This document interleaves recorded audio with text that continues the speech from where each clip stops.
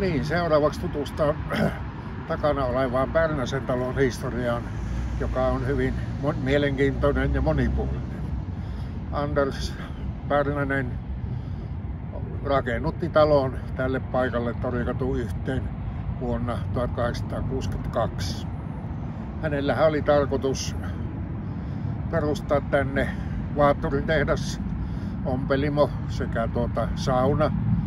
Ja niin hän 1862 perustikin sen. Pärnänen oli räätäli, joka oli saanut oppinsa Pietarin vaatturiliikkeissä. Pietarihan oli kuuluisa vaattureista, koska Pietarissa oli tuolloin tsaarin hovi ja he olivat hyvin tarkkoja vaatteidensa laadusta ja kunnosta. Ja Pärnänen oppi siellä erittäin hyvin tuon vaatturin taidon. Ja kun Joensuussa ei ollut ammattivaattureita, niin hän tuli Joensuuhun ja halusi perustaa tänne oman vaatturiliikkeensä. Ja hän osti tontin tästä Torikatu 1.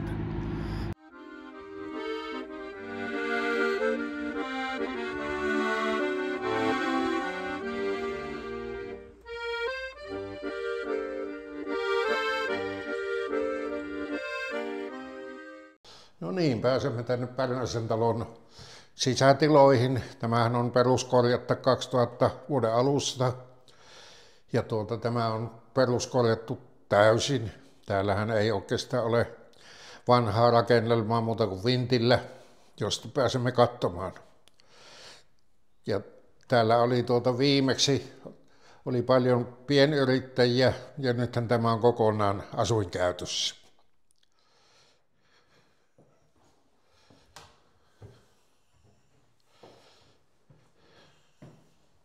Tämä on Pärnäsen talon vintti, joka on alkuperäisessä muodossaan.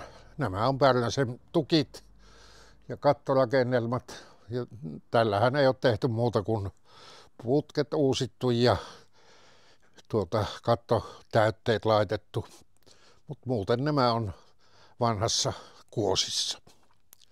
Täällähän ei ole tiettävästi ollut asuinrakennusta, vaan nämä on niin kuin 1800-luvulla oli tarkoitus pitää vinttejä sellaisenaan.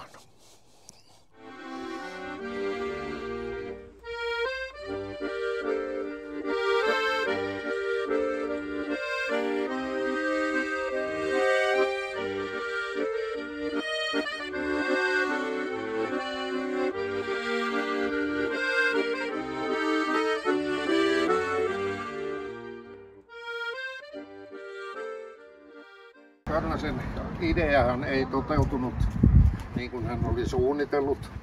Täällä oli liian vähän virkakuntaa ja hänen virkapuku ompelimonsa ei lähtenyt pyörimään niin kuin hän ajatteli. Mutta saunassa kävi kyllä asiakkaita, mutta se ei yksin elättänyt Pärnäsen perhettä, jolla oli 4 lasta. Niinpä hän joutui myymään tämän talonsa vuonna 1868 ja talon osti Kononov-niminen savonlinnalainen kauppias. Ja hän perusti tähän viinatehtaan, viinarännin niin kuin silloin sanottiin. Ja sehän herätti huomiota ihan valtakunnallisesti. Helsingin Sanomat kirjoitti, että omituinen tapahtuma Joensuussa, sillä ennen Pärnäsen talossa saatiin virkistystä ulkoisesti, mutta nyt viinarännin tullessa niin virkistys saadaan sisäisesti. Ja se oli suuri kummajainen täällä Joensuussa. Mutta Ivan Kononovin viinaränni toimi tässä hyvin. Hänhän oli jo poltellut viinaa Joensuussa oman talonsa pihassa. Kun se talo purettiin, niin siellä löytyi kaivauksessa näitä viinapannuja ja patoja. Ja luultavasti hänellä oli tuossa talossaan, joka oli Koskikadun ja Kauppakadun kulmassa, Torikadun kulmassa, niin oli luultavasti olut baari, jossa hän möi näitä tuotteitaan. Ivan Kononoffilla meni viinatehdas erittäin hyvin ja hän joutui hankkimaan lisäpääomaa saadakseen tehtaansa pyörimään. Ja niin perustettiin Joensuun uusi viinatehdasyhtiö, johon tulivat mukaan kaikki joensuulaiset varakkaat kauppiasporvarit. Ja niin Ivan Kononoffilla vielä meni kauppa erittäin hyvin. Kunnes vuonna 1894 viinatehdasyhtiö hajosi erimielisyyksien vuoksi ja talo joutui taas myymään. Sen osti joensuulainen kauppias Tahmo Riikonen, joka jakoi tämän alakerran, viinatehdasyhtiön alakerran ja laittoi siihen useita pieniä kauppoja ja käsityöläisrakennuksia. Mutta se ajatus ei oikeastaan ollut oikein hyvä, koska tämä oli kuitenkin aika syrjässä Joensuun keskustasta ja niin Tahmo Riikonen joutui myymään talonsa. Ja sen osti vuonna 1904 Antti Hokkanen niminen liikemies, kauppias. Hän oli pienkonekorjaaja, niin kuin nykyisin voi sanoa. Ja hän rakennutti taas tälle paikalle saunan. Ja samalla hän perusti siihen oman Singer ompelukonekorjausfirman. Ostettuaan talon ja perustettuaan saunan Antti Hokkanen osti myös höyryllä toimivan pumpun, että hän sai helpoimmin vettä Pielisjoesta. Ja tämän höyrypumpun ostohan oli erittäin hyvä onni Hokkasella, sillä seuraavan talon ostaja osti nimenomaan talon, että hän sai höyrypumpun. Mutta 1920-luvulla vastarannalle rakennettiin Penttilän saha, aikaisemmin tietenkin, ja siellä hevosajoneuvot toivat tukkeja valtavia määriä, ja siellä oli paljon kuorma-ajureita, ja eräänä keväänä, kun kuorma-ajureita oli paljon, niin Juha Kettunen niminen ajuri ajoi hevosensa Pielisjoen jäälle, mutta kevätaurinko oli sen pehmentänyt ja hevonen putosi jäihin. No onneksi täällä oli paljon kuorma-ajureita, että he saivat hevosen nopeasti ylös ja se tuotiin tänne Hokkasen saunaan lämmittelemään. Hevonenhan oli erittäin arvokas näille ajureille, koska ilman hevostahan ajuritoiminta ei olisi ollut mahdollista. Ja niin Kettunen sai hevosensa ehjänä ja terveenä ja hän jatkoi ajuritoimintaa niin kuin ennenkin. Antti Hokkanen alkoi ikääntyä ja hän ei enää jaksanut pitää saunaliikettä ja hän päätti myydä tämän rakennuksen. Ja sen osti Koski Jaakko niminen sanomalehtiyhtiö, joka vuonna 1917 oli muuttunut Karjalan maa nimiseksi. Ja tämä Karjalan maa tutki tätä paikkaa, mutta se ei oikein miellyttänyt heitä. Ainoa asia, mikä miellytti, oli tämä höyrypumppu. Ja se oli ratkaiseva tekijä, kun Karjalan maa osti tämän talon. Ja tähän tuli paino, toimitus ja kaikki Karjalan maan toiminnot, mitä siihen aikaan lehdessä tarvittiin. 50-luvulla Karjalan maassa toimittajana oli Alli Alava-niminen toimittaja, nainen, joka oli hyvin kotiseuturakas ja hän halusi tallentaa kotiseutua, kotiseutuperinnettä. Ja niinpä hän, kun tuossa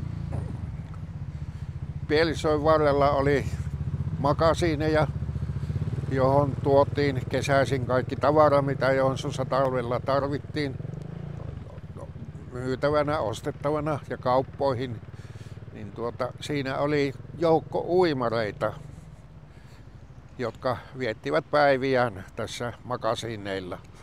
Ja Alli Alava tuli kerran uimareiden luokse ja sanoi, että keksikää itsellenne joku nimi, niin hän tekee teistä jutun.